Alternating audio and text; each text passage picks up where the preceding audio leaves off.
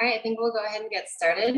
Thank you for being here. We're excited to have this CTS Environment and Energy and Transportation Research Council sponsored webinar on reducing climate change impacts in Minnesota. My name is Katie Kowalczyk, and I am the Water Resources Coordinator for the City of Minneapolis and the Chair of the CTS Environment and Energy Council. The CTS councils provide a forum for transportation professionals and researchers to exchange information on current transportation issues and trends. They bring together university faculty and staff with practitioners from the public and private sectors to recommend direction and participate in improving the center's research, education, and engagement programs. Katie Kirk will share the link to the council's information in the chat now if you'd like to know more about that. And please keep this council in mind if you, as a practitioner or a researcher, would like to connect to get more research around transportation issues you're working on. We are excited to introduce our new Vice Chair, Mauricio Leon, and he'll be helping today co-facilitate this webinar. Mauricio, do you want to introduce yourself? Yes, welcome everyone. My name is Mauricio Leon. I work as a senior researcher for the Metropolitan Council at our Community Development Division. And I'm excited to be the new vice chair of the Environment and Energy Transportation Research Council. And with that, I'm going to hand it back to Katie. All right. We also have Gina Bass and Katie Kirk from CTS today helping support the event. So today's webinar features several University of Minnesota researchers. They'll discuss how their work is connected to advancing resiliency and reducing the impacts of climate change in Minnesota. We encourage your participation throughout the webinar, so please let us know if you have questions or comments and we can unmute you or of course post in the chat. First, I'll turn it over to Gina and to recognize our outgoing and much council chair, Doug Snyder. Great, thank you so much, Katie. And it's my great pleasure to be able to say a few words about Doug Snyder, who currently serves as the Executive Director of the Mississippi Watershed Management Organization and is the outgoing chair for this council. So Doug was a longtime member of the council before we, and a supporter of research, before we tapped him to play a leadership role with the council. And he served both as vice chair and then as chair, and has really been, I would say, integral in revitalizing this council. And, and really just in time, because we continue to see the increasing impacts of climate change on our transportation infrastructure and our services. So something I really appreciated about Doug is his interdisciplinary and cross-cutting approach to the work of this council and to all of the CTS councils. So he's really been very helpful in terms of planning joint council meetings on a variety of topics and really seeing where there are those intersections between the Environment and Energy Council and the other councils that we have at CTS. And finally, I just also want to recognize that Doug and his staff have been gracious hosts to our 30 middle school campers that are part of our summer transportation camp each year. And, they're middle schoolers, so they're pretty active, but they have great activities and are able to keep their attention, which is absolutely wonderful. We haven't been able to visit, obviously, for the last couple of years with the camp, but, our fingers are crossed that we'll be able to do that again in 2022. So with that, just on behalf of CTS and the University of Minnesota, I just really want to extend our sincere thanks to Doug for his involvement and his leadership with the council and with CTS. And with that, I'd just like to turn it over to Doug if he has a few words he'd like to say. Very well, thank you, Gina. It's been a very great pleasure to be part of this organization. As you said, for me, when I first started participating, it was as a participant coming to seminars and learning more about transportation side of the world. My background's in landscape architecture, and it always felt to me like we were only working with part of the systems, and particularly in the watershed I work in now, that whole notion of really understanding the intersection of all the urban systems out there, and working with them together to maximize the benefits that they can provide to the people that live in the city. It's been a strong interest for a long time. It's just been a really interesting and I think very productive relationship to have, both personally and for our organization, but also just being with a group of people that are always interested in kind of pushing the envelope forward has really been a fun thing. So I really have enjoyed my time there, and I'm not leaving. Leaving leadership maybe, but I'll certainly be happy to sit in the room and be a pest and ask questions going forward. Great, thank you, Doug. Again, greatly appreciate your leadership. Now I think I'll turn it back to Katie. And I think, yeah, so I also would like to just, along with Gina, thank you, Doug. You were the one who brought me into this council and really got me involved. And it was great to be able to work with you for so long under this council. So I'm glad to hear you will still be around pestering us. And I will turn it over to Mauricio. I think we're ready for housekeeping. Thanks, congratulations, Doug. So yes, a few housekeeping items. So for questions and comments, I will be serving as moderator for your questions and comments. We're looking forward to audience participation as we go along, and we encourage you to use the raise hand feature or type the word share in the chat at any time if you have a question or comment. Then we can unmute you to share verbally. Or if you prefer, you could use the Q&A at the bottom of your screen to type your questions for the speakers. And for the round robin sharing towards the end of today's meeting, we have a few questions to get you thinking. I will share this with you now so folks are ready to share later. So the questions are, what current transportation, environment, or energy issues are you or your organization facing? Do you have any organizational, informational, or event updates to share? And what ideas do you have for potential future council meetings, topics, or speakers? These questions will also be dropped into the chat. Another announcement, this event meets the continuing education requirements for 2 professional development hour credits and 2 American Institute of Certified Planners AICP certification maintenance credits. If you need a PDH form, send a chat message to all panelists with your name and email. We will email the form to you following today's event. And then a big announcement is the CTS Research Conference. The annual CTS Research Conference will be on November 4th of this year. The conference is moving entirely online because of the recent increase in COVID-19 cases. We will miss the chance to see our stakeholders in person, but the health and safety of our attendees, speakers, and staff is a top priority. The Center for Transportation Studies will add a link to the conference page in the chat. So now I'm going to turn it over to Katie. All right, great. Thanks, Mauricio. So today's webinar features presentations from Jessica Kozarek and Bill Herb. That'll be our first presentation. They're research associates at University of Minnesota St. Anthony Falls Lab. Our next presentation will be from Larry Baker. He's a research professor in the Department of Bioproducts and Biosystems Engineering at the University of Minnesota.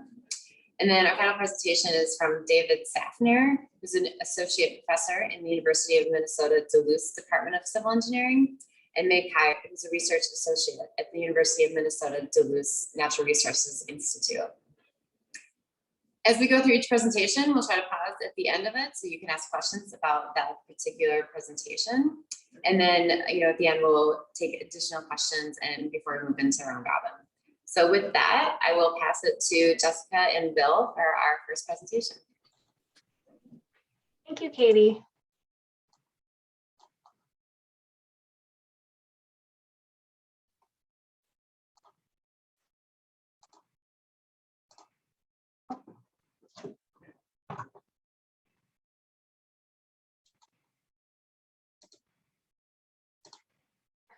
Okay, Bill, can you give me a thumbs up if you see what you're supposed to see? Great, thank you. So thank you for the invitation to present this afternoon. Today I'm here with my colleague, Bill Herb. I'm Jess Kozarek. We're both research associates at the St. Anthony Falls Laboratory, again at the University of Minnesota. And I'm going to give a fairly high-level summary of both past and current work on culvert design for fish passage in Minnesota, and in particular, culvert design for fish passage and culvert resiliency in an uncertain future.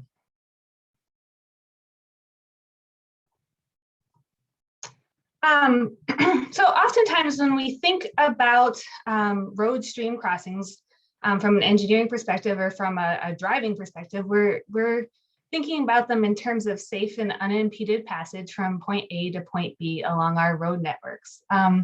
But you can think about it that our road networks often intersect our stream and river networks in many different locations, and at each one of these intersections is a some sort of passage for water underneath the roadway. So for example, this is Interstate 90 near Laverne, Minnesota, where it crosses Elk Creek. And at this intersection, there's a triple barrel concrete box culvert that looks like this. So Elk Creek is home to the federally endangered Topeka shiner, shown here in this image. So it's a small minnow that prefers off-channel habitats like those indicated by the orange arrows on this image. And so maintaining habitat connectivity throughout a stream network is especially important to threatened populations such as the Topeka shiner because isolated populations where fish can't pass through culverts can be particularly vulnerable. So maintaining habitat connectivity is especially important for maintaining the viability and persistence of populations. So I've circled in a couple miles stretch of stream here. You see 4 different road stream crossings where there are culverts. Maintaining habitat connectivity is also important for access to spawning areas, for example, for fish that migrate upstream to spawn. And today, since we're talking about climate change, maintaining habitat connectivity is also critical for maintaining access to refuge habitat, whether that's refuge to slower flow areas during high flow events or refuge from high temperatures or deep water habitat during times of drought. So if we look at these road stream crossings from a fish's perspective, there are a number of characteristics of a culvert that can create barriers to passage through the river or stream network. Oftentimes we think of physical barriers. So like this inset image that's up in the corner, this culvert has a perched outlet at the downstream end, and you can see obviously why this would create a barrier to fish moving through this stream network. But things like insufficient flow depth, very shallow flow depth with no resting areas, or very high flow velocity within the culvert barrel can also be issues, physical barriers to fish and other aquatic organism passage. There's also concern over the potential for behavioral barriers, so characteristics of a culvert that might create a situation in which fish or other organisms choose not to pass through the culvert. So things such as low light or lack of habitat or lack of cover, but there's a lot less information known about these potential barriers. So I've been working with Minnesota Department of Transportation on a range of projects that are designed to improve culvert design to accommodate fish passage and improve stream connectivity through culverts at road stream crossings. And this is, over the years, there have been a range of different partners from St. Anthony Falls Laboratory, from Fish, Wildlife and Conservation Biology, from Bioproducts and Biosystems Engineering, from Minnesota Department of Transportation, DNR, and our other technical advisory panel members, and from fish passage experts, Bob Gubernick, specifically from the US Forest Service. And these projects ranged from projects that were designed to look at the considerations for recessed or embedded culverts, at ways to temporarily add cover and or roughness or resting areas in very smooth bottom box culverts, to evaluate the potential for behavioral barriers in dark culverts, and this was specifically with the Topeka shiner, and pulling all this information together into design guidance for fish passage in Minnesota. And then finally, what we'll talk a bit more about today is a project that Bill and I are just wrapping up, which is looking at the resiliency of fish passage culvert designs to current and future hydrologic scenarios. So I mentioned the design guidance, and so I'll put this up here. I can put this in the chat again later, but in 2019, I was part of a team that published or compiled the Minnesota Guide for Stream Connectivity and Aquatic Organism Passage Through Culverts. You could find this by searching for Minnesota DOT AOP, but again, I'll put it in the chat later. And one other thing that I wanted to mention here is that with the help of CTS, we developed training sessions based on this guide, and these are free and virtual. And you can register for these online on the Minnesota LTAP website if you're interested.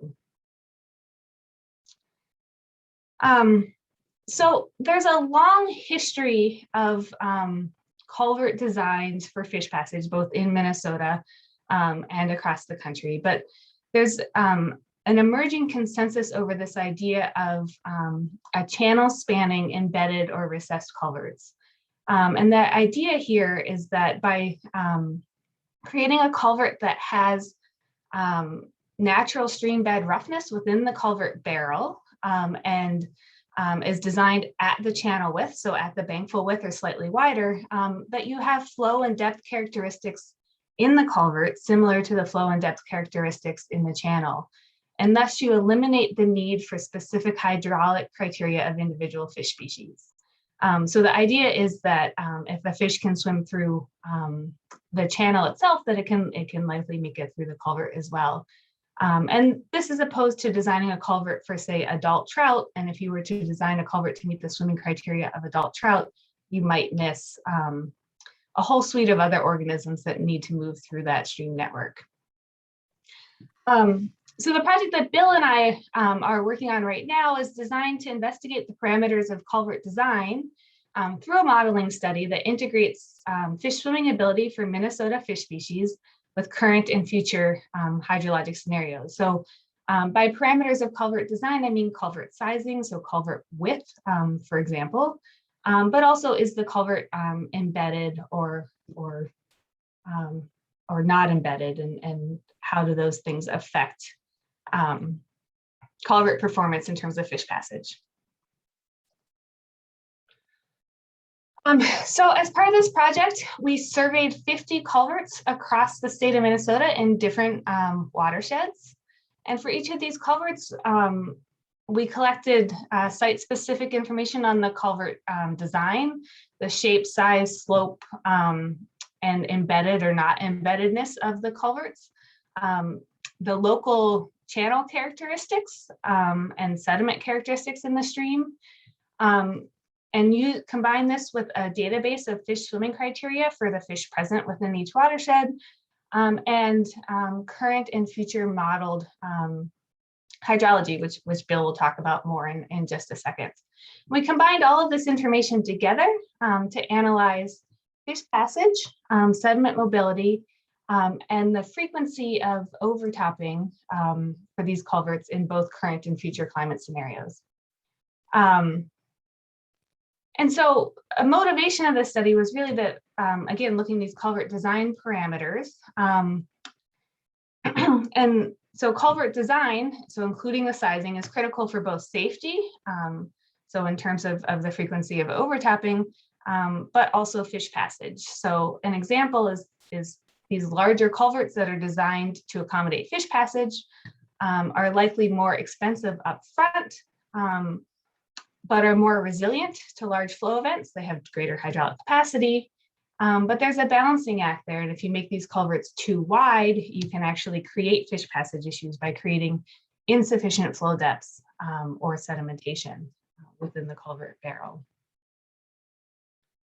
So in addition to the peak flows important for culvert overtopping, we also estimated, again, current and future flows relevant to fish passage. And so we define these as a high fish passage flow and a low fish passage flow.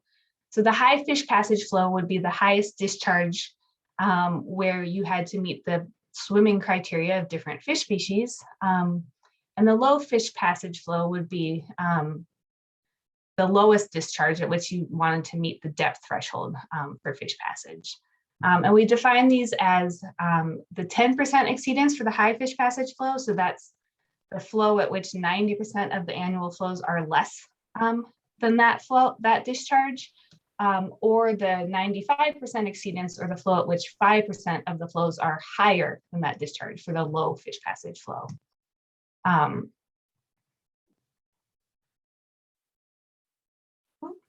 And so with that, I'll pass this over to Bill to talk a little bit about some of the hydrologic methods that we used in this study.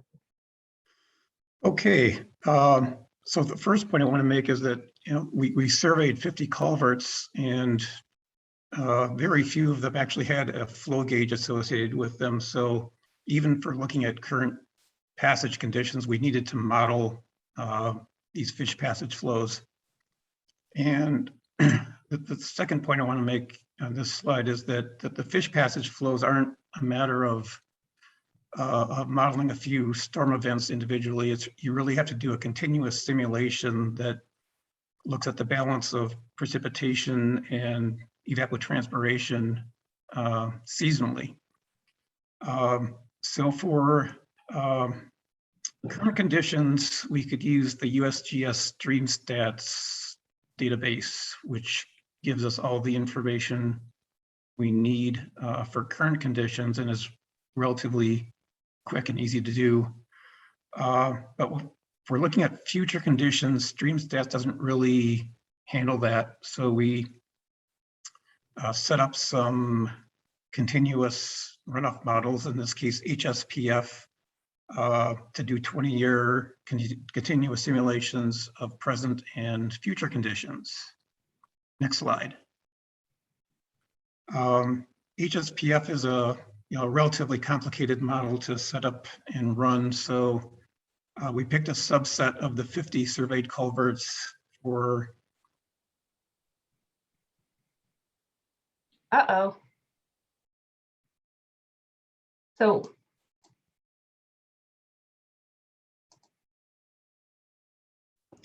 It seems like Did we Bill's, just did he freeze up on us? Oh, Bill, you're back. Okay. Are you working? Oh. You froze for a second there. Oh, sometimes I panic. No, I'm just. So I'm back now? You're back, yeah. Okay. I'm not sure where I froze, but we picked 5 of the study culverts in 4 watersheds for this more detailed analysis, kind of spanning the state and a range of catchment areas. Next slide. So to do future analysis, we needed future climate inputs, and there is 20 or 30 global climate models out there that one can use to project future air temperatures and precipitation. They all give a different answer, basically, and that the scatter plot here shows each point is a GCM in the plot, and the x-axis is the future change in air temperature, the y-axis is future change in precipitation. So this demonstrates kind of the range of projections that you get if you look at all the different global climate models, and the orange dots in the plot are the 4 models that we picked to run in our study in an attempt to kind of span the range. We also use an EPA database of future storm events for the overtopping analysis. Next slide. And this just is here to demonstrate that within each global climate model, the projections across the state can actually vary quite a bit. So even though, for example, the GFDL model projected precipitation on the right was the wettest projection that we picked, it's actually not all that wet down in southwest Minnesota. So this is another reason to run multiple GCMs to get a range of responses over the state. Next slide. And this is just an example of some of the results for present and future flow rates. The plot on the left is for the low passage flow. Plot on the right is for high passage flow. And the first bar in each plot is the historical modeled flow value, in this case for the Snake River culvert that we looked at. And then there's 4 additional bars, one for each of the global climate models. So you can see the GFDL model predicts an increase in both the low passage and high passage flows. The other 3 models predict decreases and rather marked decreases in low passage. So we found that in particular, the low passage flows really respond quite a bit to climate change, as we have this balance of precipitation and evaporation rates changing in the future. Next slide. So we were somewhat limited in the number of sites that we looked at for the future climate conditions. Another limitation I wanted to mention quickly is that we were modeling daily average flows. The GCM model outputs are at daily time steps, and a lot of the flow data that we use to calibrate the models is daily time steps. So we weren't really able to get at hourly time steps in this project without a lot of additional work. So that's something we might like to get a handle on in the future, particularly for small catchments that respond quickly to storm events, and particularly for overtopping analysis, where you really don't want a road to overtop even for a couple hours. So it's nice to know what the highest flow rate is at sub-daily time steps. So I'll pass it back over to you, Jess. Thank you. Okay, so kind of bringing it back to this idea of designing for ecological connectivity. So here's a conceptual diagram that was put together by O'Shaughnessy and others in a paper published in Fisheries in 2017, kind of outlining this difference between some common fish passage issues that can be present in culverts that were designed specifically to efficiently pass a hydraulic design, or a specific storm of a specific size, so hydraulic design culverts. And so you can end up with a culvert that has a constriction at the outlet that increases the flow velocity within the structure, which could lead to this perch situation where heightened flows at the outlet can cause downstream scour and an outlet drop. And then again, there's almost no any substrate within the culvert barrel, which creates very little resting areas for any fish trying to navigate through this culvert.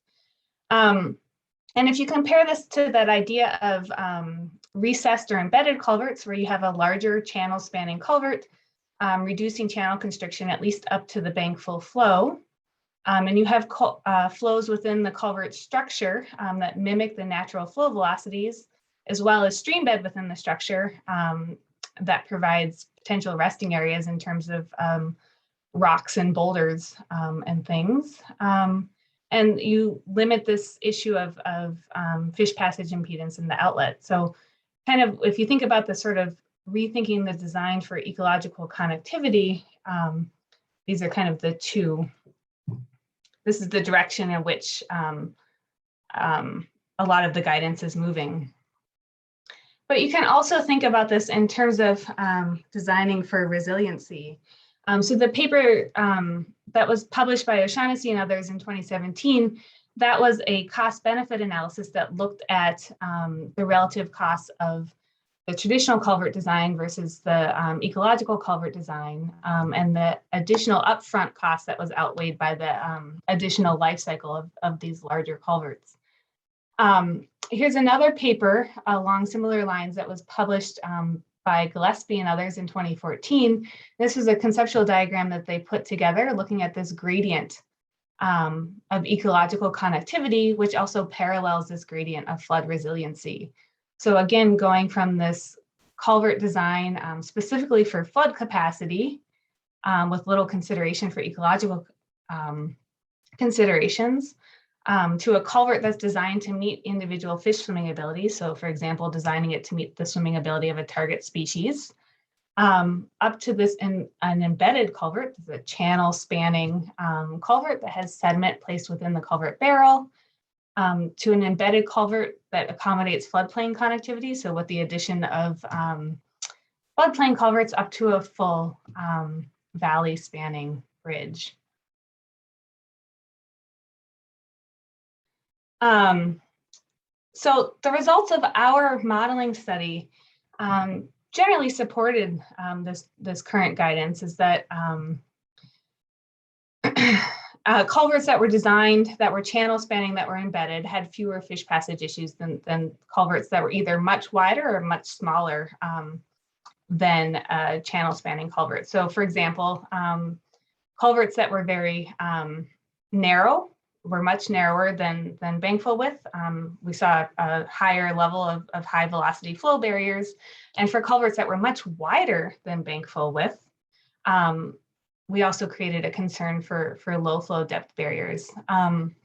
And I just want to point out that under our current hydrologic scenario modeling, we found that over 50% of the culverts that we modeled in the state had a potential low flow passage barrier. And this was prevalent across the state. So in this map that you see on the right, these would be all of the white triangles. So wasn't any particular area, but we did see a prevalence of potential concern for these low flow passage issues.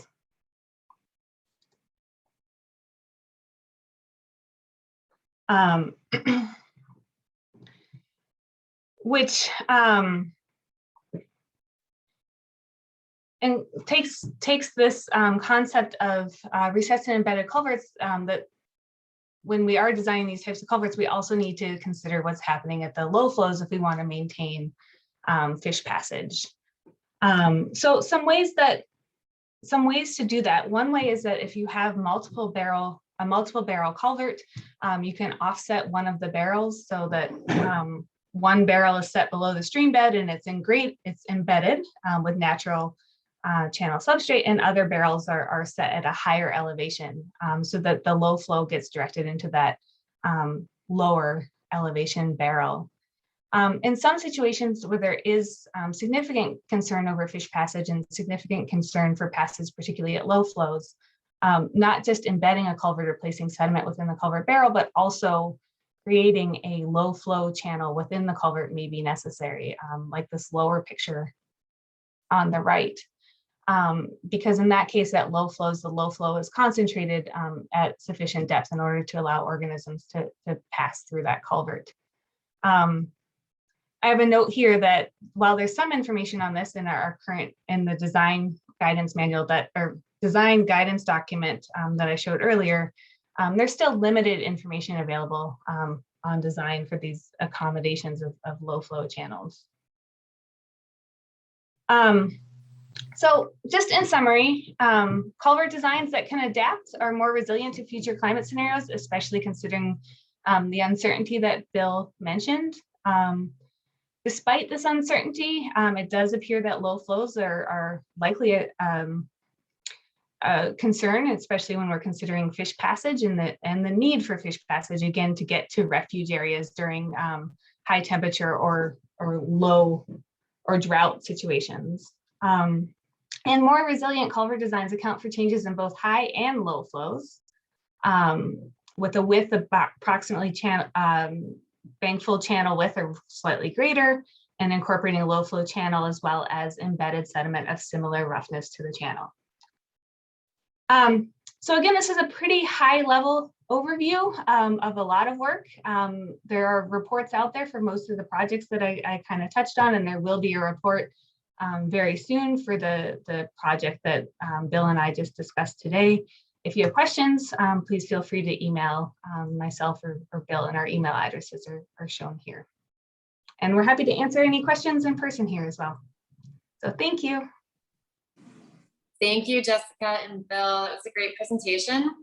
I think at this point, we'll take any sort of clarifying questions about their presentation. Mauricio, did you see anything that we should go over? I do not see any questions, neither the chat or the Q&A tool. So if you have questions, remember we will have time later for any other questions that you might have on this presentation. So I think we could probably move to the next speaker. Great, thank you. Okay, so our next speaker today is Larry Baker. Yep. Larry, are you? Yes, I am. All right, Okay, great, thanks. so far we're working here. Let's see. Let me get into slideshow here. Okay, can you see everything? You should be able to see everything. Right? Okay, good. Yes. I'm going to present. Let's see. I got to get rid of this thing. Okay, I'm going to present.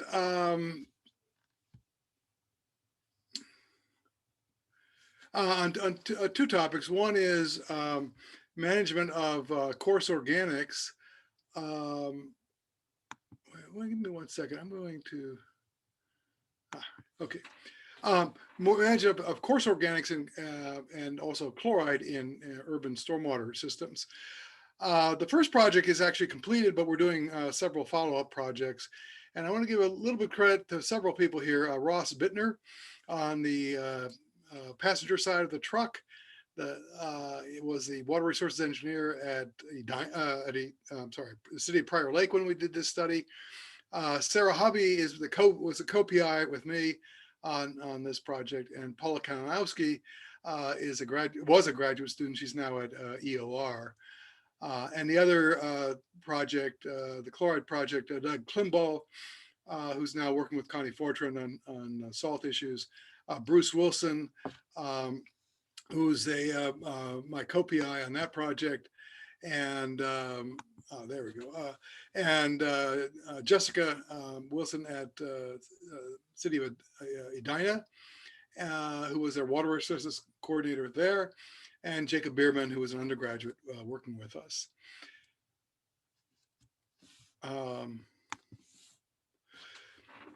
Most of the time when we talk about solids, if you've done any solids collection in water systems or wastewater systems, usually you're either pumping it up in through an ISCO sampler or some kind of a sampler into a bottle, or collecting a bottle by hand. And then in the laboratory, they're filtering the water. I think you can see my pointer here. They're filtering the water, weighing the filter dry with no sediment, and then adding water, or adding this, pouring the water through, and then measuring the weight of the sediments. What we're talking about is somewhat considerably different. It's the gross solids pictured here. This is partly organic material, and I'll use the term coarse organic material also. It's a lot of sand and pebbles and everything else, and it's rarely measured. But people doing stormwater work should care about this, because it clogs stormwater systems. It turns out that maintenance is a very big cost in stormwater management, particularly cleaning out ponds and such, stormwater ponds. And it adds a lot of nitrogen and phosphorus to stormwater systems, particularly phosphorus, which is of regulatory interest. So here's a study. We did a 2-year study. We had 9 routes, 85 curb miles, and we had treatment varying canopy cover and varying frequency of sweeping from 1 to 2 to 4 times per month, depending upon the route. It ends up being probably the largest street sweeping study that's ever been done. And we have a committed partner, the city, or we had the city of Prior Lake, and you really can't do this kind of study without full participation of the city you're working with. And I'm just going to present one data slide, and the rest are going to be application slides. This is the contribution of coarse organics. Unknown caller. That's my next talk schedule. The contribution of coarse organics to the total sweeping weight, and coarse organics are defined as the stuff that floats on top. We did a float separation. So this is tree leaves and sticks and all this sort of thing, and it doesn't include rocks and all of that. But for dry solids, here's a seasonal trend, a little bit higher in the fall, a little bit lower, and then again higher in the fall again, but not profoundly high. The phosphorus, I mean, it changes, but not that much. The phosphorus, on the other hand, here's the leaf fall period. It goes up to 75% of the total. I'm sorry, 75% of the phosphorus is in the coarse organic fraction. In other words, the rest is in sediment and all that. And again, in the second season, same thing. And in the spring, there's a fair pulse of phosphorus that's not associated with much increase in dry weight. This is the seeds and pollen and all that. A lot of phosphorus, not that much weight. And nitrogen is always associated with the organic fraction. Okay. So the first application is the develop a planning calculator. We recognized early on that even if we showed that street sweeping removed a lot of phosphorus on solids, people weren't, that doesn't give them a pathway to using it, to planning for it. So we developed a calculator tool that's a very simple tool to use. The statistics involved in each of these calculations is fairly complex, but the way to use it is fairly simple, and it's open source. We have a copy, and it's designed to be used within the street department without consultants and things like that. So there's a previous page that gives the routes and the tree canopy cover and all that. It feeds into this page right here, the number of curb miles, the average canopy cover, and you can either change, make your own cost or use a default value here. And all you have to do, it's informal optimization. All you do is put numbers in here. I'm going to sweep once in April, once in May, once in September, once in October. And you can change that to anything you want, up to 4. It won't go above 4. And you can do it any month you want. Okay, and every time you do it, you look across and you can see how much wet solids, dry solids, nitrogen, phosphorus, cost per pound of phosphorus for each month, each run. And of course, it sums those up for you. So the kind of thing you might want to do with this, a city might do with this, is say, okay, we need to remove 50 pounds of phosphorus. What's the cheapest way to do that? Where do I sweep to get the most bang for my buck? That's one. So you might say 50 pounds and how cheap can I do it? Or you might say, hey, I've only got $5,000 for sweeping. Where do I put my effort to get the biggest bang for the buck? Okay. And we published an article on this in Public Works Magazine to illustrate the various applications. This is something that for a given route, you could do in about an hour, maybe, or so, just changing these numbers in the frequency and jotting down at the end the pounds of phosphorus and the cost. Okay, and that is being widely used. Cities are starting to incorporate street sweeping into their stormwater management programs. But the state came back and said, well, we really can't give credit for load reduction in phosphorus load reductions just from a planning calculator. So we sort of went back and not repeated it, but did a little bit differently. We did it for different cities. We have some collaborators here, Shoreview, Minneapolis, Forest Lake, and Roseville. We used 2 different sweeper types, but not necessarily both for the same route. And we had higher canopy covers. We've now given that database to MPCA with some interpretation, but then Tetra Tech is doing a crediting calculator. And if you're in the stormwater management business, this is fairly important because these are the numbers you can take to MPCA and say, we're doing what's required of us. It also, all this means that you are improving the quality of lakes downstream to varying extent. And you can use these numbers in those kinds of analysis. Third application is watershed scale modeling. This is a fine scale map of the capital region, or a little segment of the capital region watershed, just to show you where the trees are, where the houses are, where the streets are. And you can look at where the intersection of the canopy over streets is.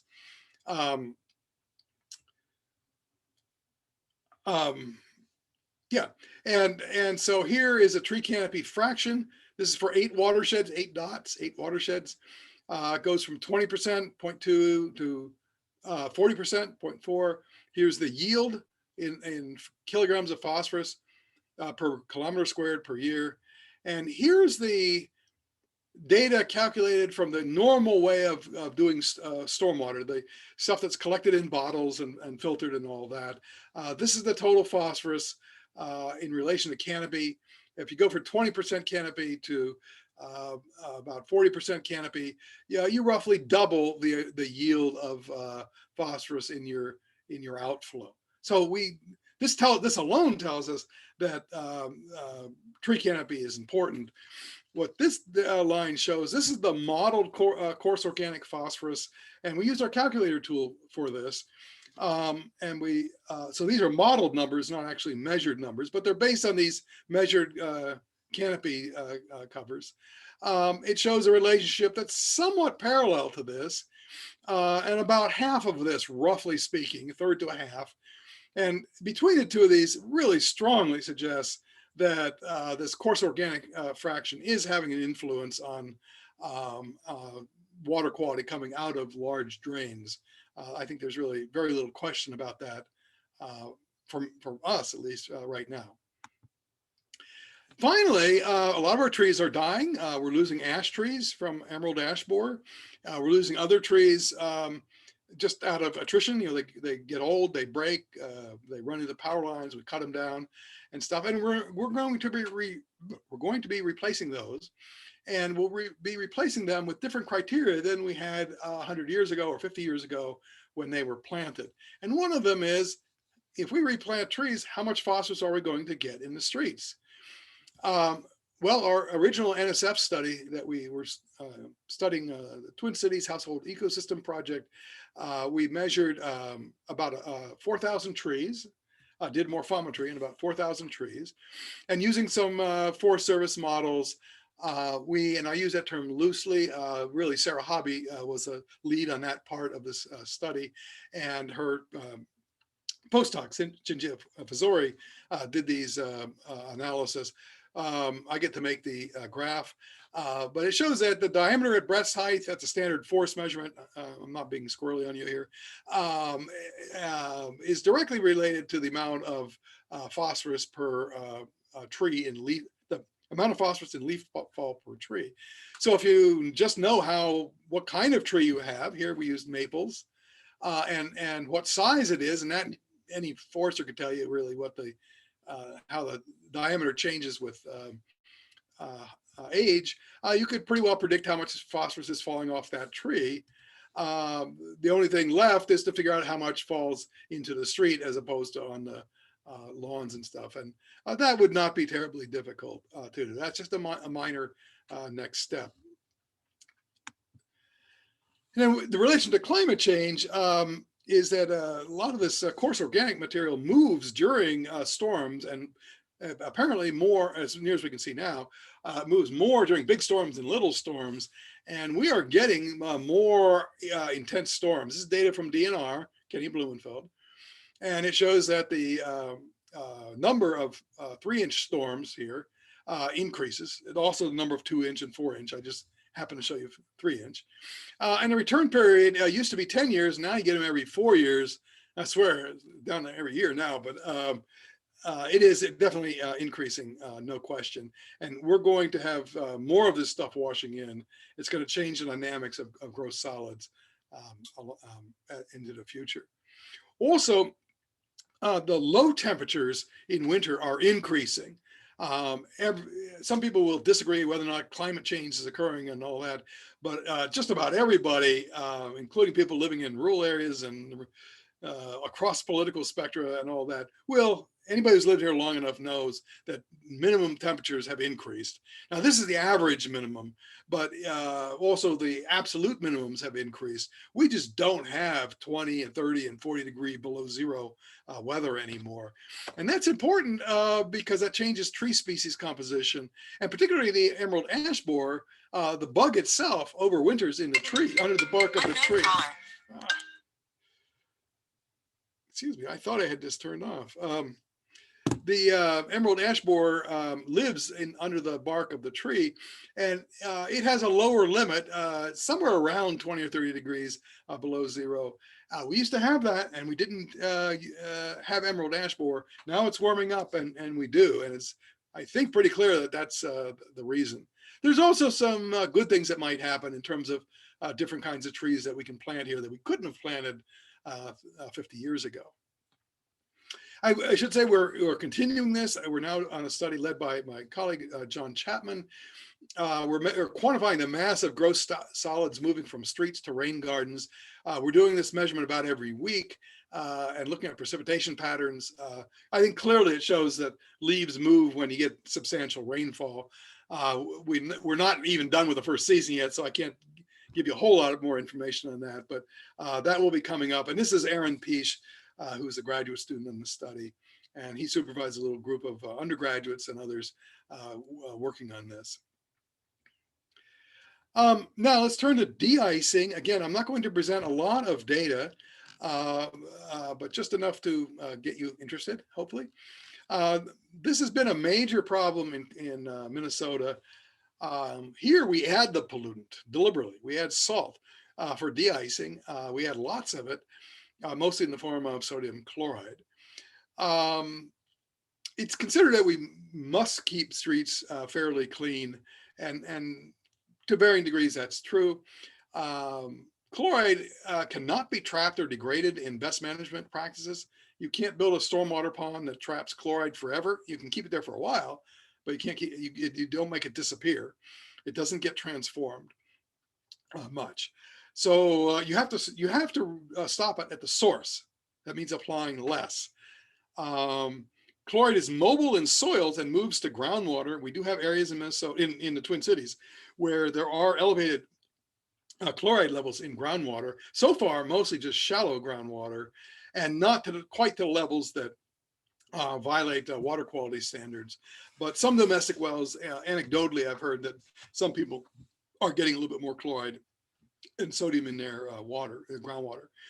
Chloride is toxic to fish at levels seen in some urban waters. This is not kind of study you say, well, you know, if concentrations of pollutant increase, we're going to have problems in 50 years or something. This is a problem right now. And monitoring shows that MPCA monitored 111 waters and looked at trends over 10 years. Most of them, the chloride is increasing. Few of them, many of them, it's not changing at all, particularly in the outstate area. And there's only one out of the 111 that declined. So the trend is upward, and it's going to be a bigger problem in the future than it is now. When we did the stormwater research roadmap a couple of years ago, this is on the Water Resources webpage if anybody's interested. Water Resources Center, yes, webpage. Stormwater managers, when we asked them what their key priorities were or key concerns were of pollutants, phosphorus was number one and chloride was number two. So it would have been far lower priority 10 years ago than it is now. Okay, now the adaptive management part, I learned years ago in a study, 20 years ago in a study that when we were trying to improve the quality of drinking water in Phoenix, and there are about 8 water treatment plants in Phoenix, and they get water from different sources and stuff, we developed this adaptive management approach where we collected a lot of data, we presented it to the water treatment managers, and they responded with their knowledge about how they would make that situation better. And I won't give you the details there, but here we're trying to do the same thing. We were trying to replicate this process. So here you see a couple of students. I just forgot her name. I forget. I'll come back to it in a minute. Oh no, Melissa Fries. I'm sorry. And Doug Klimbaugh. We had students presenting. Remember, we're trying to communicate here, and my sense is that public audiences respond better to the students than they do to professors. And yet we dry run their stuff to be making sure that they were doing, they weren't using overly complex graphics and stuff like that, or too many numbers and all that. That can lose almost any audience, particularly people who aren't used to looking at data very much. The guys in the yellow jackets actually run the snowplows. Those are the guys who physically drive these things. Turns out to be a very responsive audience. These are the supervisors, the ones who aren't wearing the suits. And that was important. So the important things are the presentations are short, 30 minutes for the whole season, with an hour of discussion. The hour of discussion, I would say, was 70% them and 30% us. And that was mostly us responding to questions. It was important that the supervisors be there. It was important that they're required to be there. And they jumped right in and responded to our data. They know how to run a snowplow. We know how to do chloride. And we put them together, it's a pretty good combination. I don't want to talk too much about sampling, but we developed a new kind of sampler that could be used under the grate in a winter. During the winter, it could freeze up very nicely. Some of you may recognize that this is a kind of a holy weir, I guess. We measured the height of the water inside, and then this thing was the plastic. The box cost $1,000 or $2,000 to build because it was made out of plastic that can withstand 40 degrees below zero or whatever. Anyway, we dropped this thing into a frame, dropped it down here, and it runs like this. And we were able to sample more or less uninterrupted for most of the two winters. So I'm going to go directly to just, I think it's one data slide, two data slides. This is the first one. This is a typical event. These are in hours. So we're talking about about a 30-hour, 40-hour span here. The temperature rises above 32. Here's 32. And the cumulative degree hours above 32 increases. Then it freezes at night. And of course, you get no more accumulation of degree hours. So it's a warm day here. The chloride usually comes out first. I think this drop is like a missing data or something. I'm not, I forgot exactly what happened there, but you get the chloride coming out first, the brown line. And then the more dilute water comes out later. And then from this, you can integrate under this and get the mass of chloride for a given event. And we did that for every event we could find in this data. And it's very up and down type of data. But when we got done, we summed up all the hours and the percent of annual loading for each of those hours and plotted them. So I'll just give you one point here. This is 50% of the annual loading occurs in about 30 to 40 hours or so, less than 50 hours. What this means is if you can figure out how to manage these individual spikes, like I showed you previously, there are really a fairly small number of them, probably 3, 4, 5 or so on a small watershed might get you a lot of your chloride. And if you're going to target for where there's going to be the big chloride load and really put your effort there and not worry so much about the rest of it. Now, this is not a complete story. This is somewhere between hypothesis and proof, but it certainly seems that way at this point. Again, I'm not going to talk about many other elements of the study, but I want to point out that we are trying to envision modeling and just better information. We need more data. We can't model until we have information. But we go from road salt to plow off. We did a lot of snow pile sampling here. Infiltration, salt moves downward into the groundwater, into the base flow, and comes out. And I'll point out that in some of the watersheds, in the Capital Region watersheds, and this is some work that we did with Ben Janke, the chloride concentrations in the base flow, this is when it's not raining, it's just the base flow, excuse me, during the summertime, is well above the chloride standard for protecting aquatic life, above 230 milligrams per liter, sometimes considerably more. Not all of them, but several of the drains had these high concentrations. And the only way that could happen is if that was road salt going through this process. It's not sewage contamination or anything like that. We're very convinced of that. So this also requires more work and a lot of actual measurement of things. Here's the data visualization. The way they process this information. Here is the first year. This is actually the graph we use in the presentation. It's not this graph, but it's the one soon afterward. Here's this huge spike, and we ask them, the operators, well, what do you do about this? And first of all, what happened? Why was that there? And what can you do about it? And the why was there was these winter melt events, or mixed, they call them now mixed winter events. You get a rain on top of snow, starts melting, it freezes solid on the street. Then you get more of that, you get some snow on top of that and melts again and refreezes. And in a couple of days, you have this several inches of totally frozen ice on your street. And apparently the way they deal with it is to add a bunch of chloride just to soften it up enough to plow it, to get it off the streets again.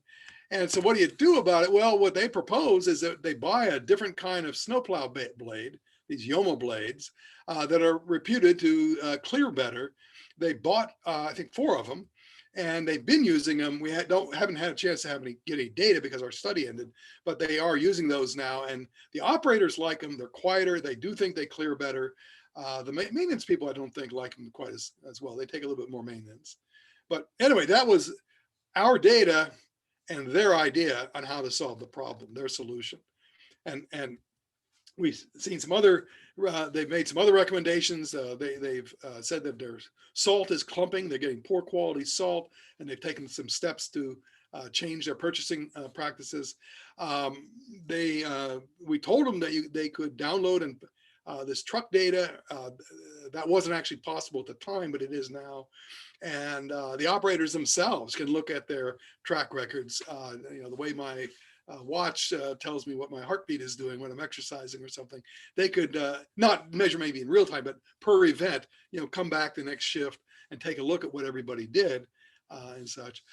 Measuring road temperature directly might allow them to avoid some salting because they don't really have to sometimes. It appears that the roads are probably warm enough to cause the melting possible, certainly in some situations, without adding salt. And we definitely need more research statewide on this issue. This is not the end of the road here. Larry, I hate to interrupt. We need to wrap up soon for the next speaker, but yep. I will. I'm sorry, I didn't have my timer on here. With regard to snow and ice, the amount of snowfall is increasing. The amount of minimum temperatures over 32 is increasing, which means you're getting more of this, more water and more freezing and melting. And that creates more of these kinds of problems, these winter mix events. And that's all I have to say. I just wanted to point out, I'll do this quickly, all the partners, the state entities, Local Roads Research Board, Department of Transportation, MPCA, National EPA, National Science Foundation, the Watershed groups, Minneapolis, Shoreview, Roseville, Forest Lake, and I forgot Edina, but these are essential for doing this kind of research. These are just the people that I've coordinated with over the past 10 years or so. This would be a much bigger list if we knew all of the partners of the University of Minnesota.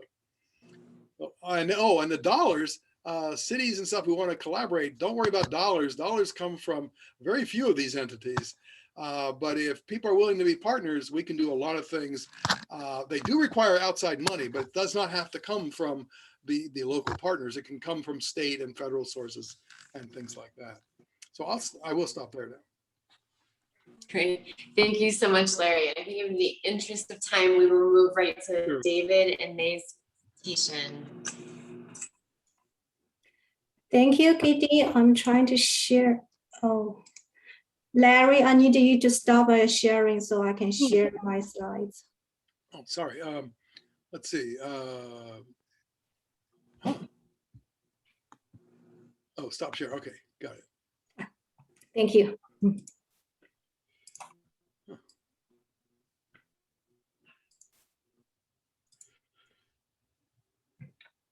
Hello, so my name is Meta. I'm a research associate at the Natural Resource Research Institute.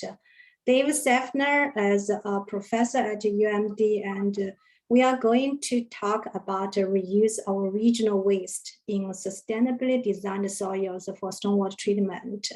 The results presented here comes from teamwork, including Marsha and Kurt.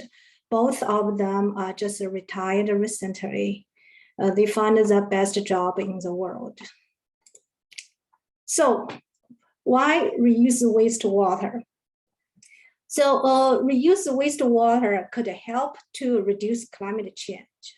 The primary through the reducing greenhouse gas emission from 3 areas. First, to reduce the landfill gas emission. Second, also to reduce the industrial production or energy use and emission for the new products. And third, of course, to reduce the long distance transport of waste. And what waste should be used?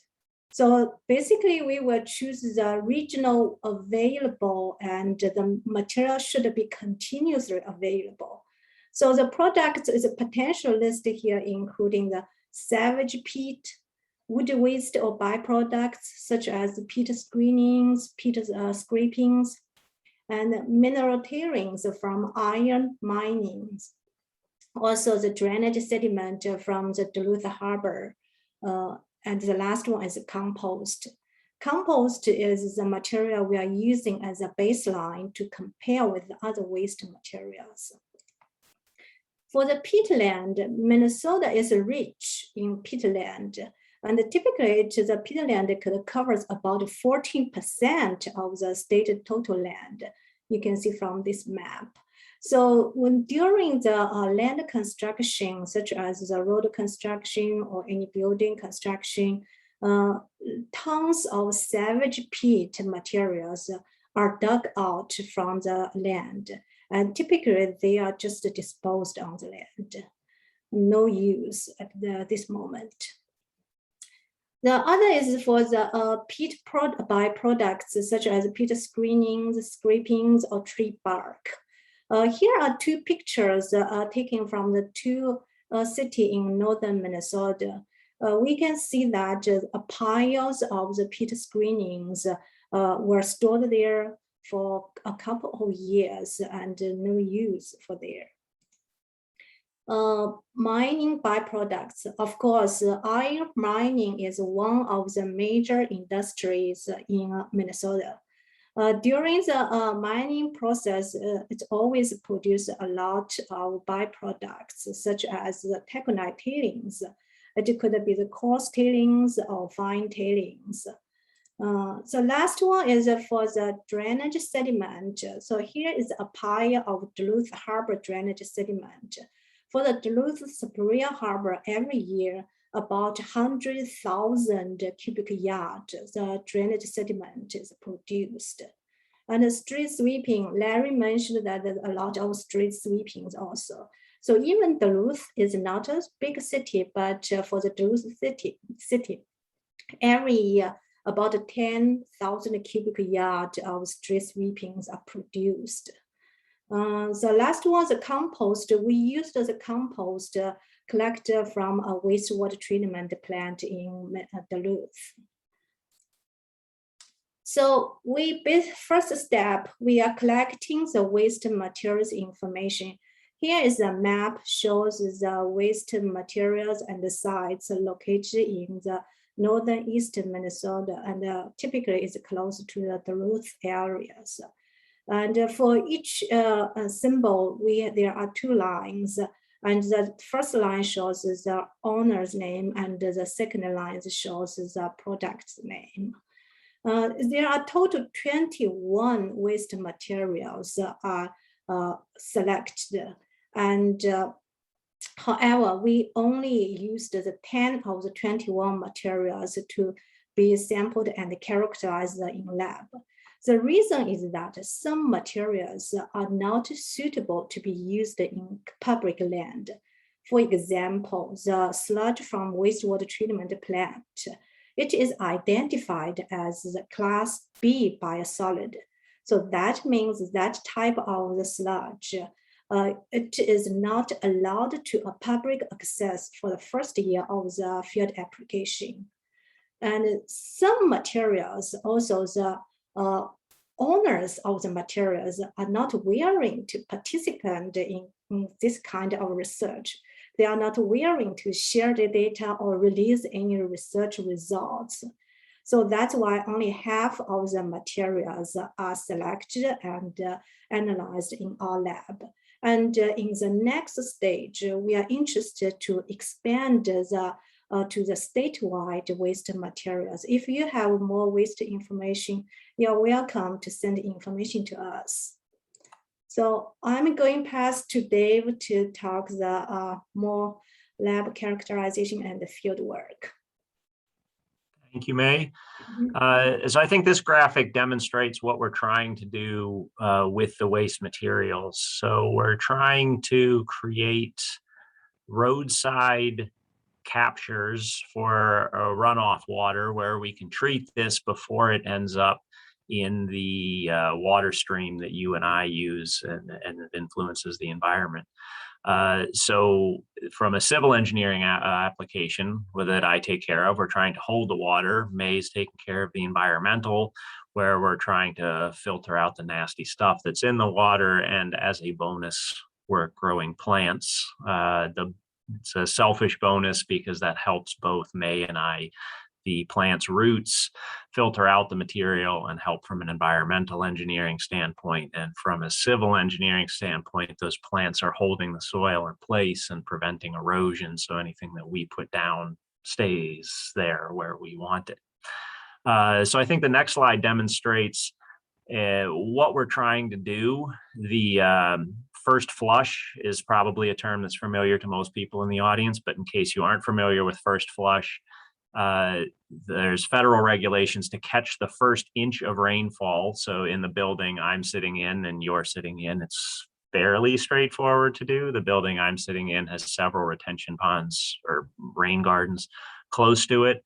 So maintaining that first inch of runoff is fairly straightforward, but on these long linear projects, it becomes more difficult.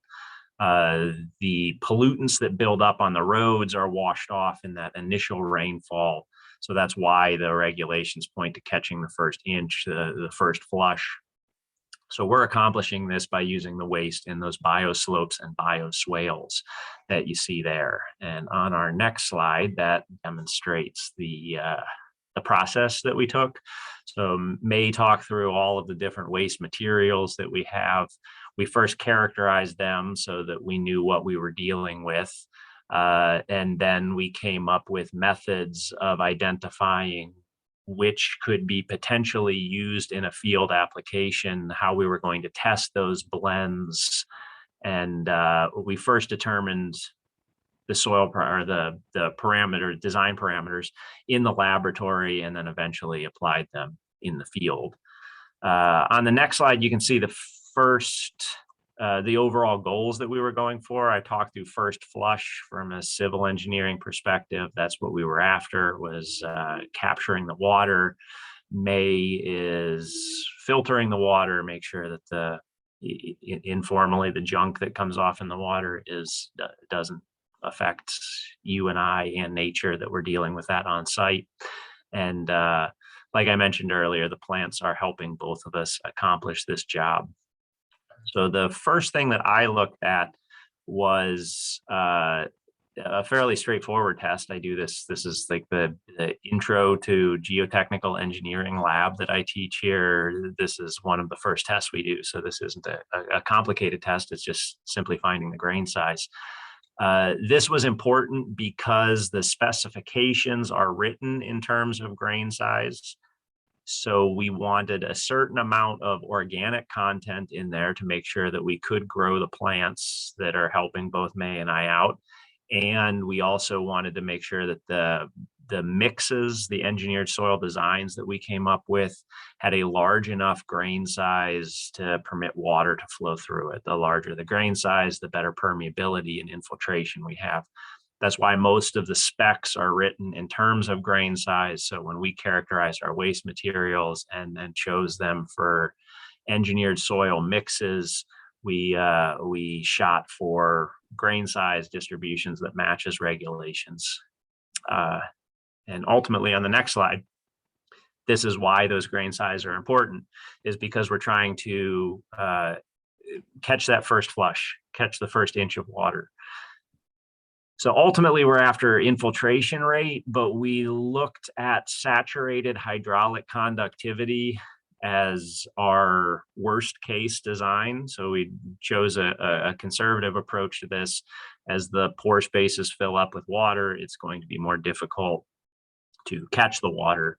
So when the pore spaces are empty, catching first flush is simpler than in the wet time of year. I think this particular summer we're in is an extreme example to that. There's a lot more pore space available to put the water in August when we hadn't seen rain for quite some time than it is now, where I haven't seen the sun for a couple weeks. So the next couple slides, this next one talks about the saturated hydraulic conductivity of all the different waste materials. There weren't big surprises from a research perspective in this. The coarse grain material, the taconite tailings has a sand permeability. It classified as a sand. The permeability is the same as the sand. The materials with more fine grain material, for example, the dredge sediment that came out of the Duluth Superior Harbor, right down the hill from where I'm at, it's a very silty sand, sandy silt, and it has silt permeability. So I thought there weren't any surprises on this one. The tricky bit was moving from this slide to the next one, where we chose engineering soil mixes, and we're trying to maintain that permeability at the sand level. And again, that sand permeability, really what we're after is the ability to catch that first inch. We've developed some predictive methods that allow us to catch that first inch based on the grain size, which is a test that's available to all the contractors that the local and state and federal agencies are working with. So we wanted to stay with these simple tests to make this applicable to the people on the ground, and therefore you're able to use the local waste simply and come up with engineered soil designs based off whatever materials you have available locally. One issue that we anticipated was that this would work the first year you put it in. But is it going to work 20 years from now? Or are we still capturing first flush 20 years later? So we've built a few sites that I'll talk about in a second that we have monitored over the past few years, but the first few years aren't really our concern. It's the longer term. So we work with Dwayne Stenlin, who works at the Minnesota DOT, and he identified things that he's been a part of building over the last 20 years. So you see these 13 sites here that are ranging in age from when we tested them freshly built until 20 years. We tested the permeability using the modified Philip Dunn infiltrometer. You see that picture on the left, and May and a former grad student of ours, Chanel Cruz, are taking the measurements there. So we took in situ permeability, in situ densities, and used those, compared that to the metrics that we developed in our lab test, and demonstrated that the predictive methods that we came up with based on simple laboratory tests were still predicting permeability regardless of time up until 20 years after construction. So it made us more confident that these methods were going to hold up with time. The next slide shows the two sites that we've instrumented. One is at the NRRI parking lot where May parks every day. So we've been monitoring this one for 4 years, and the Eagle's Nest site is up close to the Lake Vermilion State Park, the Sudan Mine State Park. If any of you have been up there, it's a little west of those state parks. And we've been monitoring that one for 3 years. So on the next slide, I'll talk through my area of monitoring and then turn it back over to May to talk to hers. So I've been looking at rainfall and the in situ moisture content, and then using just basic weight volume relationships, we can turn change in water content into how much water we've captured and compare that to the rainfall to determine if we're capturing the first inch.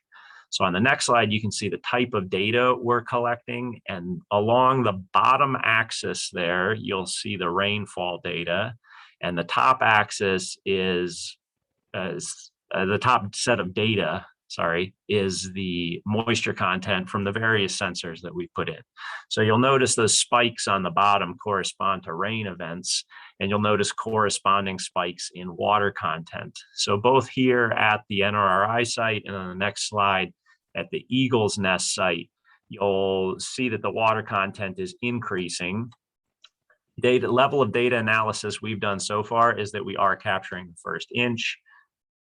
That's the good news. That was our mission. We're happy about that. What we're looking at next is what factors really influence this. We had a very dry summer. Does the soil become hydrophobic at that point? The very wet times of year, spring melt, for example, we're still catching the first inch, but how efficient is this? How much beyond the first inch are we catching? So that's the next level data that May and I are currently working with. And at this point, I'll turn it back over to her to talk about her side of the field monitoring. Thank you, Dave. So Dave already mentioned that we are doing the in situ measurement for the moisture change. At the same time, we also collect water samples from these two field sites to characterize the water chemistry in the effluent. So basically, our idea is that we like to check the time trend and the difference between different media. And we primarily focus on the metals like copper, zinc, and phosphorus also. So here the data just summarized from the 2017 until to 2020. So for the 2021, we are still monitoring, but this year is pretty dry. We really don't have too many samples to collect until recently. We do have more samples. So we don't have data for 2021 at this moment now. For those 4 years, basically we noticed that if compost media is used as the filtration media, the phosphorus release is declining significantly over time. And if the compost is mixed with the tailing, the effluent phosphorus concentration may be reduced, not as high as a single compost media. Of course, compared to the compost media, the peat material here is the savage peat. We use the savage peat collected from the road construction. The savage peat could have lower phosphorus or zinc or copper in the effluent solution. We also compare the different percentage of the media used. So the green section for the NRI site is basically used like 50% compost or 50% savage peat. But for the Eagle's Nest, the roadside site, it's that site uses 10% compost plus 10% savage peat. So compared to the concentrations of copper, zinc, or phosphorus, it's clearly see that the low percentage of compost and peat definitely could help reduce the effluent copper and the zinc or the phosphorus concentration. We also did a life cycle assessment. So the life cycle assessment, this one is based on the dollar value for the single waste material, also for the blend of the waste materials. So you can check the third column and compare to the last column. So the third column shows if we use completely the waste materials, and the last column if we use the complete,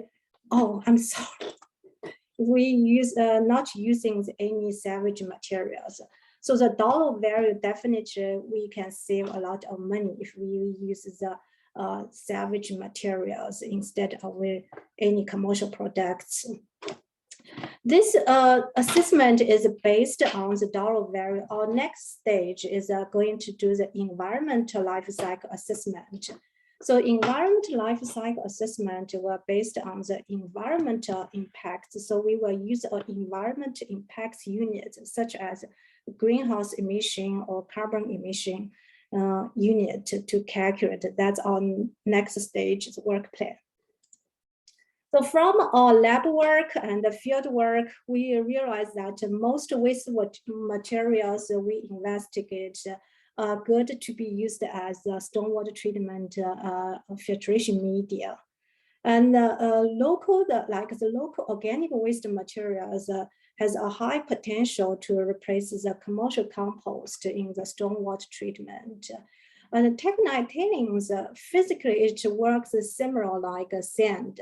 And also it has some potential to remove phosphorus. For our observation, we did not see any significant change for the retention capacities for the waste materials until for the first 4 years. So we also were suggested to keep the percentage of compost or salvage peat in a relatively low ratio, maybe the total percentage should be below 20 or around 20%.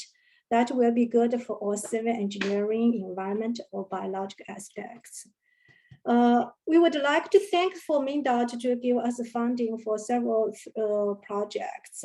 And doing is the technical liaison.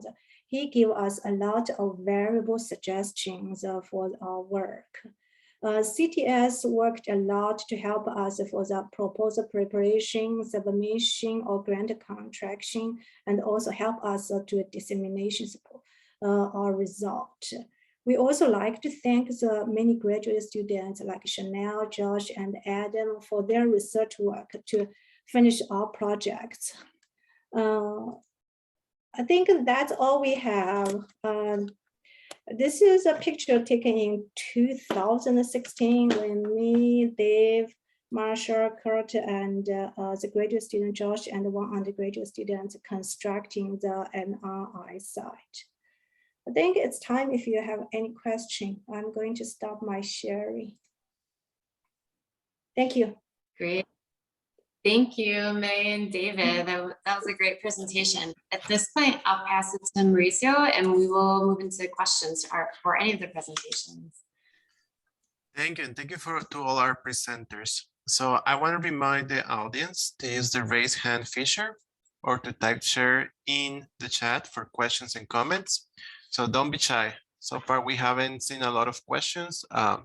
This is the time to ask these amazing presenters any questions you want. And, you know, we do have some questions in reserve to start, but I will give it just a couple seconds here to see if anyone wants to raise their hand. Please go ahead.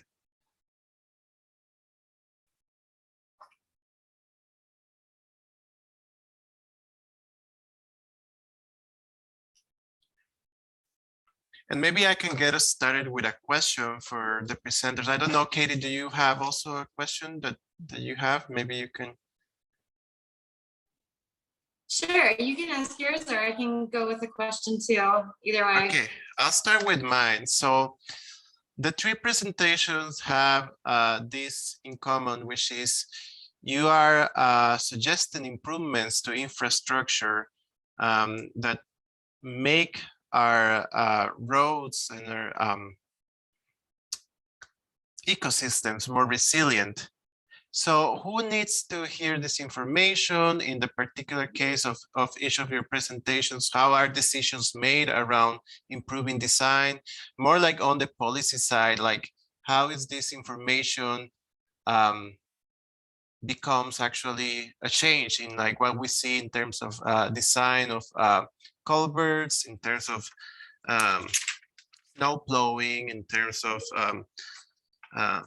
just this compost materials that they're using. So yeah, just a little more on how this information can be used and who needs to hear this. So any of you can go first. I'll start if that's okay.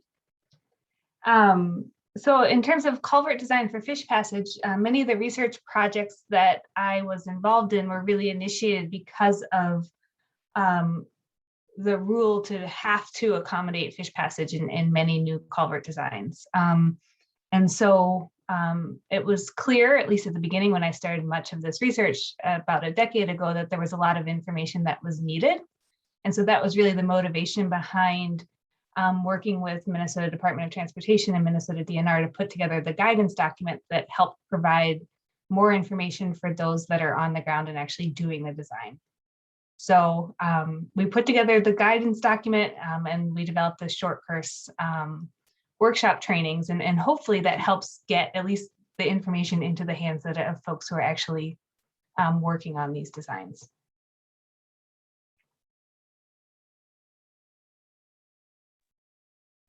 I think from our perspective, it's a similar answer in that the agency investing in the research is the people who are using it. So the policy was out there, and now it's a matter of finding a more efficient way to do that through use of local waste material rather than the approved solution. That's not the best term, but it's the best I'm coming up with right now, of purchasing compost and granular material and hauling it to sites if you can use local waste materials to address this. So I think in our case, the people who really need to hear it are the people who are asking for the research. So they were out in front of it. Happy to be a part of it.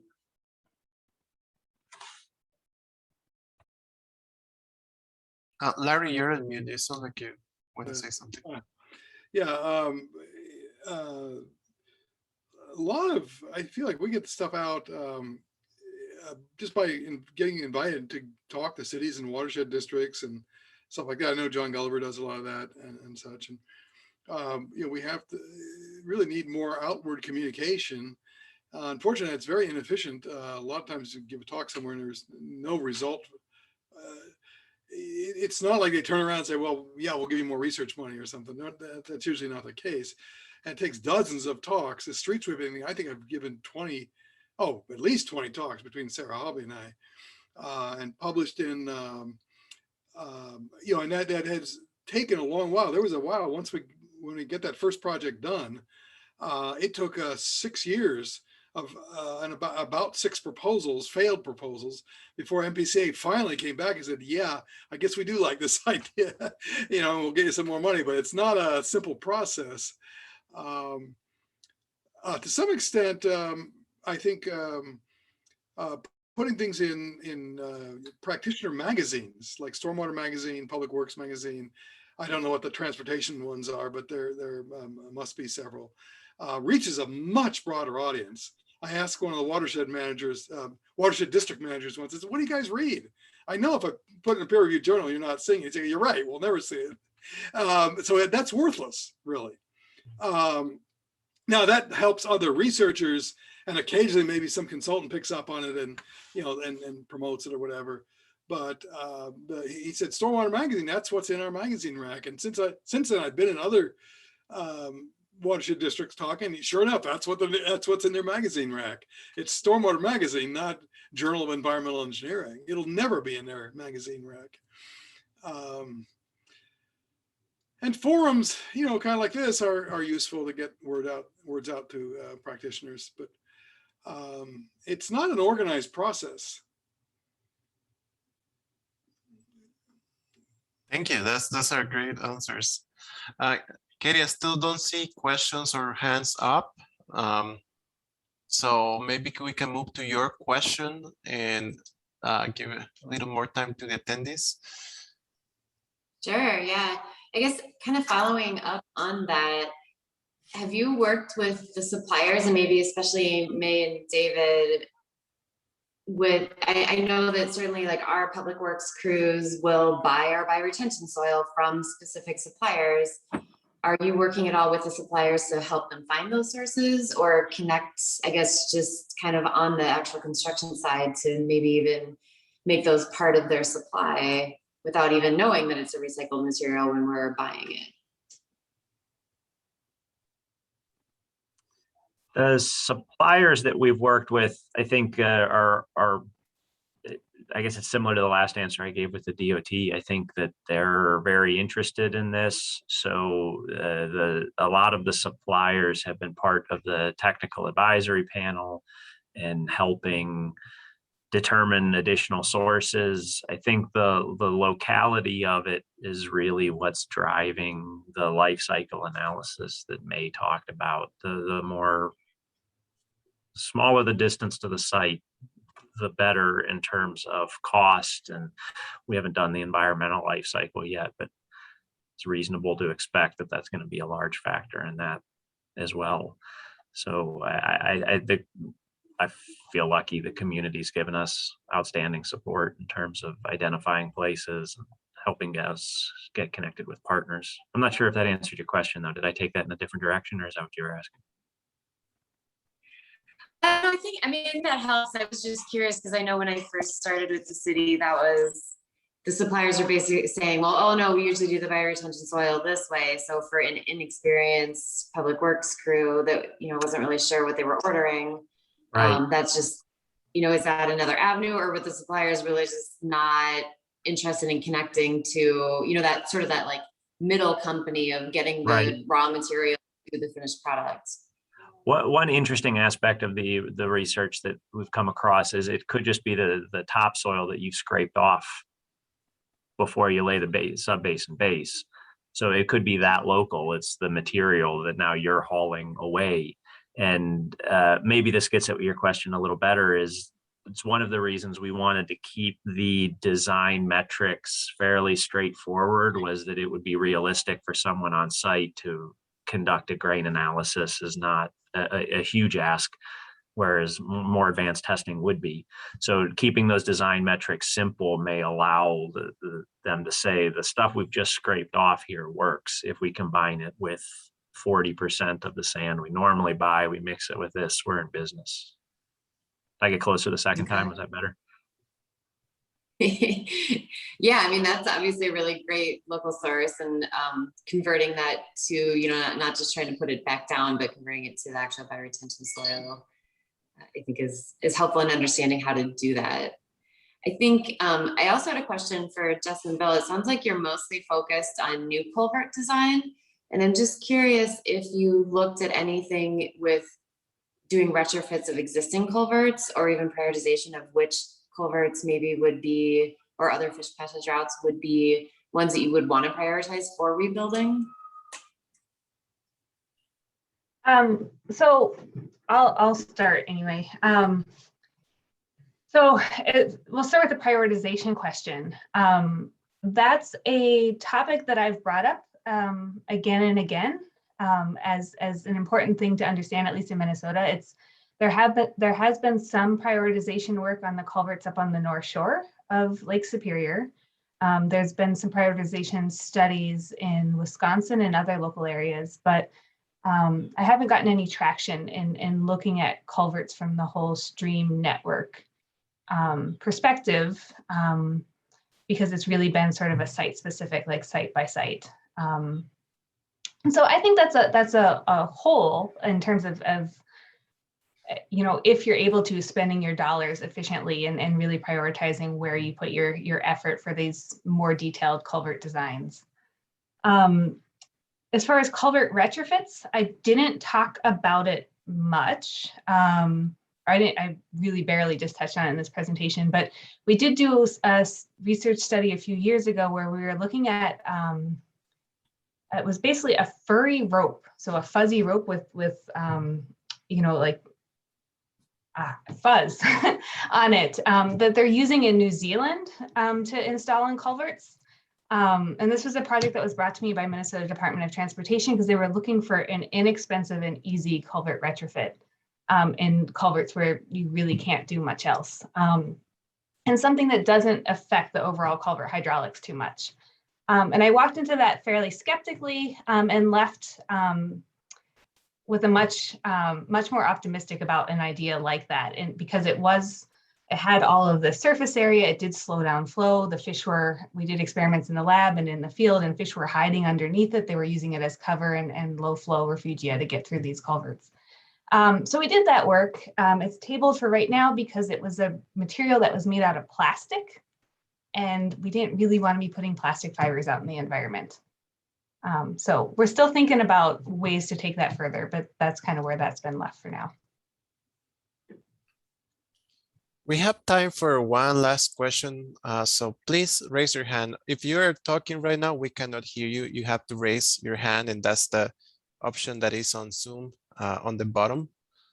So I'm gonna give it 2 more seconds here to see if we have anything popping up. And if not, I have a question for the participants. And my question is, you talk about this resilient infrastructure, and there's a big connection there with precipitation and with climate change and the kind of changes that we're going to see. I want to know what else worries, it's more of a big picture question. What else worries you about climate change in the field, in your field of study, or in general?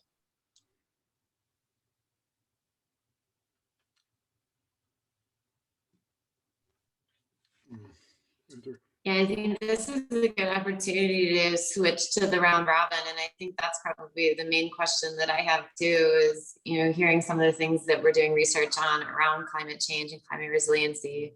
What are you facing in your organizations around specifically climate change to see research on that would help you further the adaptation that we're trying to work toward? And you can either raise your hand or feel free to type it in the chat. If you want to type in the chat, we can read it for you. Or like I said, if you want to raise your hand and kind of share yourself, we're happy to do that as well. And Katie and Gina can help unmute you so you can speak up.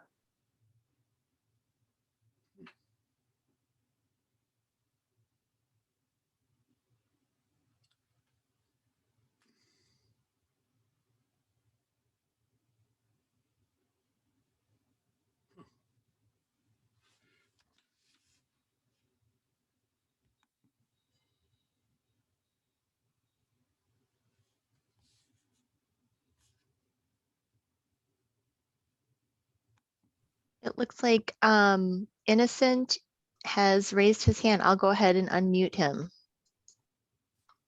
Hi, Innocent. You're muted. Let me try this again. Yeah. One moment here.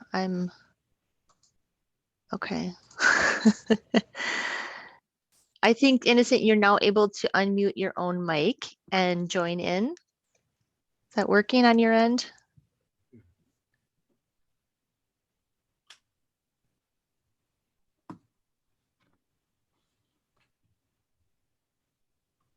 We can't hear you yet, but it appears that it should be working.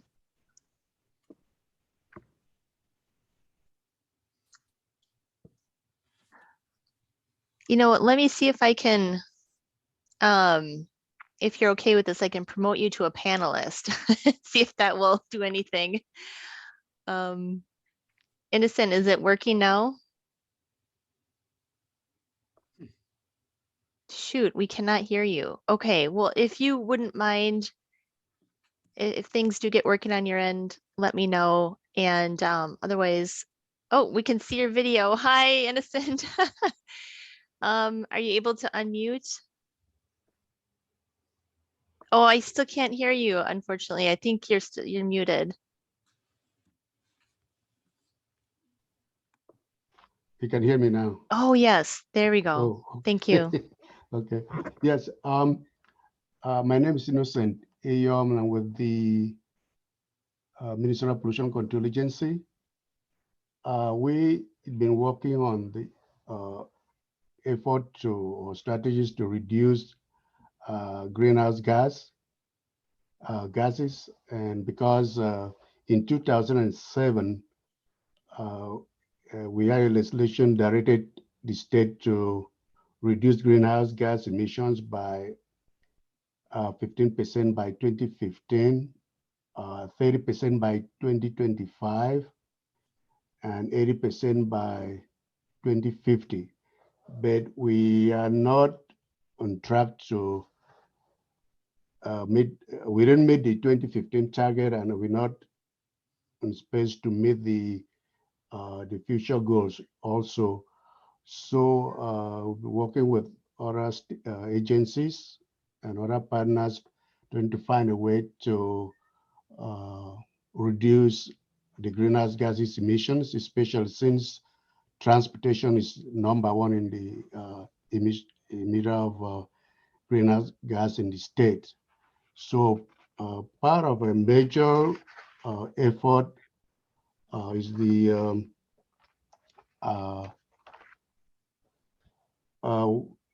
adoption of a clean car standard. So that would help. We just completed that this summer, and that will help in reducing greenhouse gas emissions and probably improve or increase the choices for Minnesotans to purchase electric vehicles.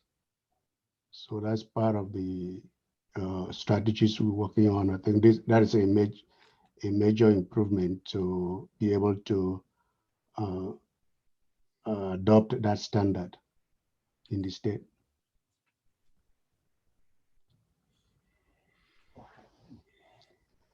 Yeah, I'm done. Thank you. I'll go ahead and add you as an attendee now. Thanks for sharing that. Okay. And we can see in the chat now, there's some comments or questions.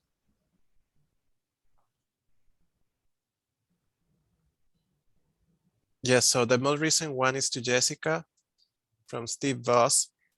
I was wondering if fish spawning periods was a consideration in your research or if it focused mainly on design of the culvert structures.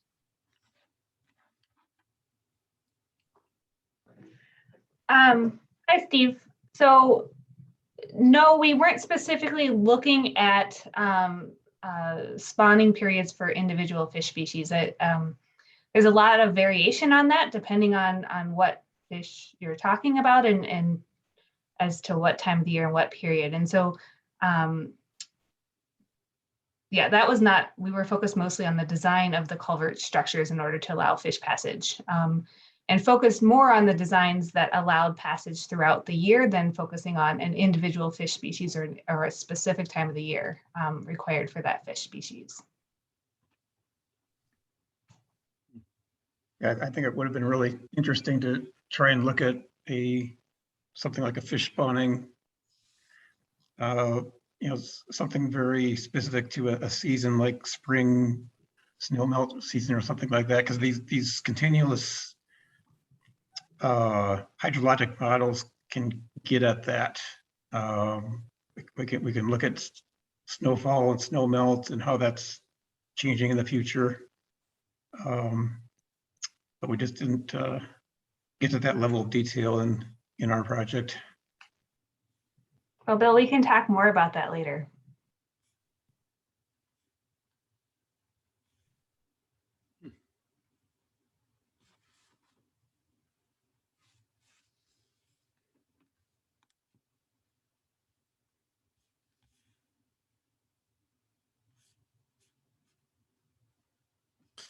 Thanks, Steve, for your question. Katie, do we want to move to the next questions on the round robin? So the second one and the third one? Yeah, sure. So we have a couple other questions if you remember, and I don't know, Katie, if you want to repost those in the chat or if you did that recently. But so the three questions that we originally had, kind of the first one that we just asked, what are the current transportation, environment, or energy issues that you or your organization is facing? We kind of try to focus out on climate change. Then our second question is, do you have any organizational, informational, or event updates to share? And then what ideas do you have for potential future council meeting topics or speakers? We'd really like to hear from you and make sure that we are covering what you need to, what you're facing in the industry. So, you know, please provide any input you have on that. And that if you want to type into the chat, or if you would like to raise your hand and speak, Katie can try to go through that process again.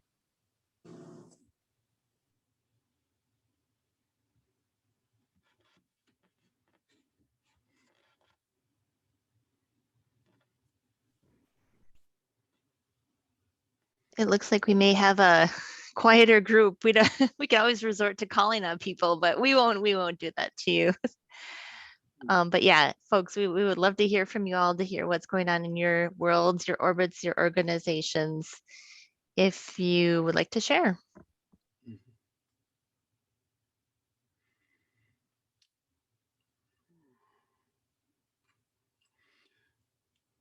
I'll throw out an idea here. Oh, would somebody have their hand up? No. Oh, yes, this is Gina, and I let me put my video on here. For the group's benefit, I was just going to put in a verbal plug to reemphasize the slide about the research conference, and just to remind folks that both of our general sessions will have kind of a climate change flair, and I believe a couple of the concurrent sessions will as well. So a great opportunity to continue the conversations with some national perspective. And, you know, who knows, if things go okay in Washington this month, we might have a freshly signed infrastructure bill, and we'll be hearing from the Deputy Assistant Secretary for Climate Policy during the luncheon. So I hope you'll all consider joining CTS at the research conference for, I think, some additional discussion around this topic.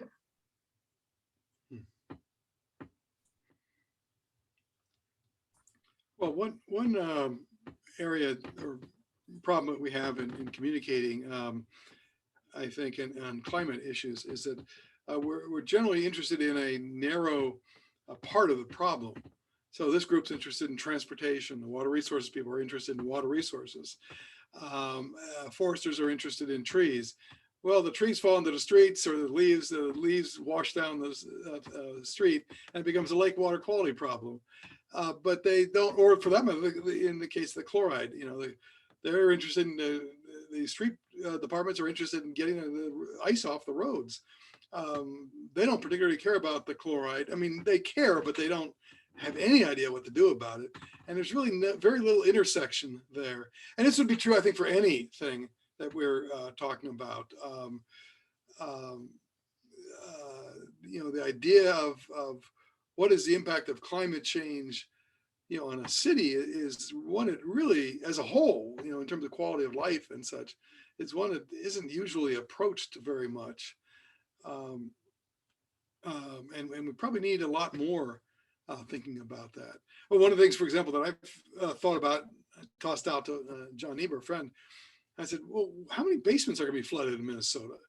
You know, it's going to be a huge number, an enormous number of rising groundwater tables and stuff. Yet we're not really talking about it because it's not in anybody's, you know, specific silo very much. I mean,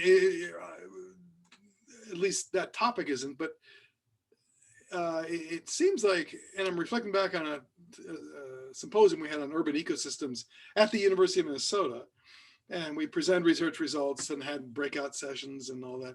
And it led to a lot more forward thinking, I think, on that. And has led to some other projects. And maybe better, one that Bruce Wilson organized in 2003. Back then, almost nobody was doing stormwater research. And I thought, well, you know, 30 people will show up. And like, I don't know, 200 people showed up. I was shocked. And they weren't all stormwater, you know, they weren't all water quality people. They were planners, and all kinds of people showed up. And at a specialty conference, like transportation or water resources, you don't get the range of, everybody's in their own silos, comfortably in their own silos. And we're really not working to solve the problem like that, or at least not very effectively, I think. So I'm not exactly sure what that would look like. I'm thinking of a technical conference, not like there is a climate change conference every year, but it's pretty superficial, I think. I think maybe Steve had something, Steve Voss had something to contribute. Katie, can you? Yes, Steve, you should be able to unmute yourself now. Does this work? Yes. Okay, great. Yeah, I just wanted to say that I'm a district planner out in one of the district offices, District 3, Central Minnesota. And as far as, MnDOT's concerned, we're right now in the process of updating our statewide multimodal transportation plan and also our Minnesota State Highway Investment Plan, and some new elements that are being incorporated into this update, revolve around climate change, infrastructure resiliency, and VMT reduction. And I just wanted to sit in on this this session here because, I'm trying to actually learn more about it as we try to retool ourselves in the districts to kind of deal with these areas in our planning. And so I kind of appreciate what's going on. We used to have real traditional measures for managing our assets, the condition of our assets and our roadside infrastructure, traveler safety and bike and pedestrian facilities. So this is a new area that we're cutting our teeth on. So I appreciate all the presentations today that I've heard. It really helped me out as a planner. So thank you. Thank you, Steve. And thank you to the rest of the panelists for attending today. We're really glad to see so many people interested in climate change. And of course, to all of our presenters, really great information. And we're really glad to hear about the work that you're doing. So can't wait to hear more about it. With that, I will let everybody go. Thank you so much and hope you enjoy the rest of your dreary afternoon. Thank you.